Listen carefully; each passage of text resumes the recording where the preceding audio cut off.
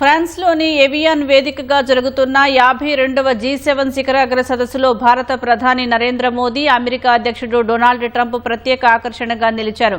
G7 సదస్సులో భాగంగా ఏర్పాటు చేసిన సంప్రదాయ ఫ్యామిలీ ఫోటో సెషన్ తర్వాత ప్రధాని నరేంద్ర మోదీ, అమెరికా అధ్యక్షుడు డొనాల్డ్ ట్రంప్ కొద్దిసేపు ముచ్చటించారు.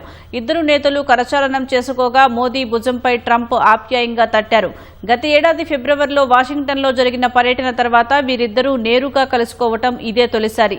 ఆ తర్వాత జరిగిన అవుట్ రీచ్ సెషన్లోనూ ఇరు దేశాల అధినేతలు పక్కపక్కనే కూర్చొని చర్చల్లో పాల్గొన్నారు. అంతకుముందు సదస్సు ప్రాంగణానికి చేరుకున్న ప్రధాని మోదీకి ఫ్రాన్స్ అధ్యక్షుడు ఇమాన్యుయల్ మాక్రాన్ ఘన స్వాగతం పలికారు. ఫ్యామిలీ ఫోటోలో మోదీతో పాటు European council president Antonio Costa, Italy ప్రధాని జార్జియా మెలోనీ, ఈజిప్ట్ అధ్యక్షుడు అబ్దెల్ ఫత్తా అల్ సిసి ఉన్నారు. Germany chancellor Friedrich Merz, European commission president Ursula von der Leyen, Brazil అధ్యక్షుడు లులా డా సిల్వా తదితర నేతలు ఉన్నారు.